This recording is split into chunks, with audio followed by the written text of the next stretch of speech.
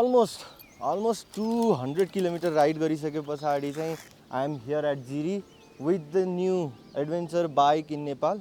यसलाई चाहिँ मोर्बिडेलीको T352X भनेर पनि चिनिन्छ।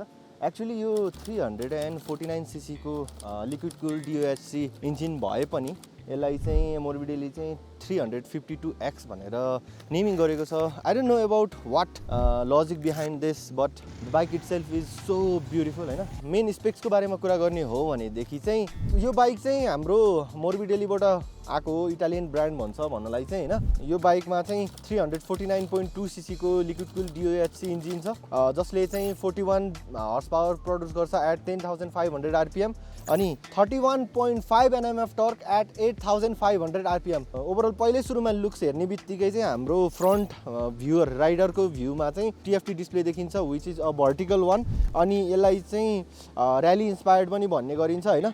जस्तै कि हाम्रो एकदम ठुलो र्याली इन्सपायर्ड TFT डिस्प्ले भइसके पछाडि धेरै कुराको कन्ट्रोल्सहरू एभाइलेबल छ। मिटरमा धेरैवटा इन्फर्मेसन्सहरू एभाइलेबल छ। RPM छ, तपाईँको कति स्पिडमा कुदिरहेको छ, स्पिडोमिटरहरू भयो, टाइम भयो, मोड्सहरू छ। 3वटा मोड छ, स्ट्यान्डर्ड, स्पोर्ट्स र अफ रोड मोड होइन। अनि त्यसलाई चाहिँ स्विच गर्दै हामीले चाहिँ राइड गर्दै आइरहेको थियौँ। अनि यसको अब फ्रन्टमा चाहिँ सिल्भर कोटेड सस्पेन्सन दिएको छ, USD नै हो, जसको ट्राभल चाहिँ 160 mm को छ। अनि हाम्रो पछाडिको मोनोसक छ जसको पनि ट्राभल रहेको छ 140, जसलाई चाहिँ प्रिलोड एडजस्ट गर्न मिल्छ। यदि तपाईँहरू चाहिँ अलिकति अफ रोड काइन्ड अफ सिचुएसनमा जान खोजिरहनु भएको छ भनेदेखि पछाडिको सस्पेन्सनलाई चाहिँ हल्का प्रिलोड एडजस्ट गरेर जानुभयो भनेदेखि चाहिँ अब बम्प्सहरूमा चाहिँ त्यति धेरै जम्प्सहरू नहुन सक्छ, अलिकति मेन्टेन हुनसक्छ होइन। त्यो कुराहरू चाहिँ यसमा एभाइलेबल छ। अब डुअल च्यानल ABS मा आउने यो बाइकलाई चाहिँ हाइवे टुरिङ गर्न मन छ भने पनि पोसिबल भयो। अनि त्यस्तै लाइट अफ रोडिङ गर्ने भयो भने पनि पोसिबल भयो। प्लस 18 लिटर छ फ्युल ट्याङ्क भइसके पछाडि चाहिँ एकदम बिग बल्की बाइक छ। I really get impressed of this cross spokes rim है। व्हिल एन्ड टायरको साइजको बारेमा कुरा गर्ने हो भनेदेखि चाहिँ फ्रन्टमा 19 इन्चको व्हिल छ, पछाडि चाहिँ 17 इन्चको व्हिल छ। डुअल च्यानल ABS मा आउँछ यो बाइक। बसको ABS छ। सो बस भनेको चाहिँ एउटा ब्रान्ड हो होइन, त्यो ब्रान्डको चाहिँ ABS छ।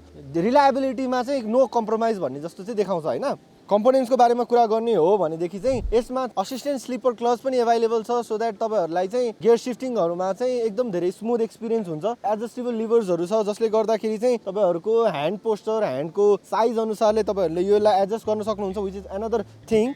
बाइकको वेट भन्ने हो भनेदेखि चाहिँ 195 kg कर वेट छ, विच इज लिटल हेभियर साइडमा पर्छ होइन। माइलेज र कम्फर्टको कुरा गर्ने हो भनेदेखि चाहिँ दुवै सिट चाहिँ होइन पुरा सोफा कुसन जस्तो टाइपको छ दुवै सिट, जसले गर्दाखेरि चाहिँ लङ राइडहरूमा पनि एकदम इजी जस्तो फिल भयो। सँगसँगै यसको माइलेजको पनि कुरा गर्ने हो भनेदेखि चाहिँ यो बाइक फुल ट्याङ्क गरिसके पछाडि चाहिँ 400 किलोमिटरसम्मको रेन्ज दिन्छ भनेर चाहिँ भन्नुभएको छ। ओभरअल क्यालकुलेसनमा चाहिँ 22 देखि 24 को हाराहारीमा आउन सक्छ।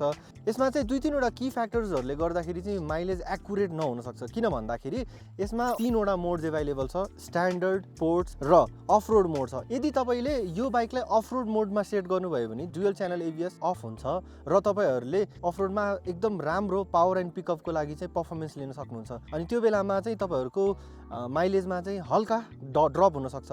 त्यो सँगसँगै हामीसँग अर्को एउटा मोड छ जुन चाहिँ स्पोर्ट्स मोड। स्पोर्ट्स मोड्स भनेको चाहिँ तपाईँको हाई पर्फर्मेन्सको लागि हो र त्यो चाहिँ पावर एन्ड डेलिभरीमा चाहिँ एकदम टप नच हुने गर्छ, जसले गर्दाखेरि चाहिँ तपाईँको माइलेज चाहिँ हल्का अझै कम हुनसक्छ। सँगसँगै यसको ट्याङ्क चाहिँ नट ओन्ली प्लास्टिक बिल्ड मात्रै होइन, यसमा सर्टेन सेक्सन चाहिँ मेटल पनि भएको भएर चाहिँ मैले यो एउटा ट्याङ्क ब्याग जसमा चाहिँ म्याग्नेटिक क्लिपहरू छ, यो चाहिँ सट्ट लाएर क्ल्याम्प गर्न सक्छु, जसले गर्दाखेरि चाहिँ मलाई इजी पनि गराइरहेको छ। बाइकमा चाहिँ तपाईँको एन्टी थेफ्टको मेकानिजम पनि छ अनि कनेक्टिभिटी पनि छ। यसमा एउटा कनेक्टिभिटी फिचर छ जसमा चाहिँ के हुन्छ भनेदेखि सो इनकेस तपाईँहरूलाई इमर्जेन्सी हेल्प चाहिएको छ भने पनि यो बाइकले चाहिँ SOS को सिस्टम दिएको छ। So it was nice to have that. मैले स्पेक्सहरूको बारेमा मात्रै कुरा गरेँ। अब म तपाईँहरूलाई डिसएडभान्टेजेसहरू यसमा चाहिँ के कुराहरू चाहिँ डिजाइन फ्लजहरू पनि छ त्यो पनि म तपाईँहरूलाई एक्सप्लेन गरिदिन्छु है त। हुनलाई चाहिँ यो डिसएडभान्टेज पनि भन्न मिल्छ या भन्न मिल्दैन पनि होइन। यो चाहिँ ट्युबलेस क्रस स्पोक रिम हो। यो स्पोक्सहरूलाई चाहिँ तपाईँहरूले रेगुलरली मेन्टेनेन्स गर्नु भएन भनेदेखि चाहिँ खिया लाग्ने, व्हिलको जुन अनुसारको एक्युरेसी हुन्छ नि त्यो चाहिँ घट्दै जान्छ र यो चाहिँ यो हाम्रो साइकलहरूमा जस्तै यस्तो बाङ हुन्छ नि, ट्रिपट हुन्छ भन्छ नि, त्यस्तो हुनसक्छ। सो तपाईँहरूले चाहिँ रेगुलरली मेन्टेनेन्स गर्नुपर्ने हुन्छ। अनि सँगसँगै विन्डसिल्ड, यो विन्डसिल्ड चाहिँ अफ रोडमा चाहिँ ट्याक ट्याक ट्याक ट्याक ट्याक ट्याक कराउँछ क्या। यो मात्रै नहल्लिकन यो फुल सेटै हल्लिरहेछ क्या। यो चाहिँ अब डिजाइन फ्ल नै भनौँ या के भनौँ है। डिम लाइटमा चाहिँ यसको थ्रो चाहिँ लास्टै नराम्रो छ गाइज है, टु बी अनेस्ट। एडभेन्चर बाइकमा अब यो लो बिममा हुन त मान्छेहरूले त्यति धेरै चलाउनु हुन्न होला पनि होइन, तैपनि अब सिटी राइड्सहरूमा चाहिँ अलिकति नपुगेको जस्तो फिल भएको थियो। अब यसको लागि एउटा अल्टरनेट के नै हो भन्दाखेरि चाहिँ अक्जिलरी लाइट्स नै हो। अनि एडभेन्चर बाइक्सहरूमा मोस्ट अफ द एडभेन्चर बाइकमा चाहिँ अक्जिलरी लाइट्स हालेर नै चलाइरहेको हुन्छ, सो त्यही नै हो। अनि मैले यो बाइकलाई काठमाडौँदेखि जिरीसम्म लिएर आउँदाखेरि चाहिँ कुनै पनि ठाउँमा पर्फर्मेन्स ल्याग गरेको जस्तो, पर्फर्मेन्स ड्रप गरेको जस्तो चाहिँ फिल भएन। उकालो होस्, अफ रोड होस्, अनि हिली राइड होस्, टर्न्सहरू होस्, अनि बाहिर म त्यो पिलियन भए पनि जस्तो कर्नरिङमा मलाई कन्फिडेन्स दिइरहेको थियो यो बाइकले, द्याट वाज असम। कुनै पनि ठाउँमा चाहिँ अब डबल लोड भइसके पछाडि चाहिँ पावर पर्फर्मेन्स ड्रप हुन्छ कि भन्ने चाहिँ मेरो एउटा एजम्सन थियो, तर त्यस्तो कुनै पनि ठाउँमा फिल भएन। यो फुल जिरी एक्सपिडिसनमा आउँदै गर्दाखेरि चाहिँ यो सस्पेन्सनले यस्तो राम्रोसित अब्जर्भ गरिरहेको थियो होइन, प्याचेसहरू अनि कर्नर्सहरूमा। अनि त्यस पछाडि हाम्रो अब रोड पनि नेपालको रोड भनेको त्यस्तै हो, अलिकति बम्पी टाइपको हुन्छ। सो बम्पी रोडमा पनि suspension was handling so well, जस्तो ठाउँमा पनि मजाले ह्यान्डल गरिरहेको थियो। सो त्यसले गर्दाखेरि चाहिँ I am really happy with this bike. So guys यति नै थियो यो बाइकको रिभ्यू चाहिँ।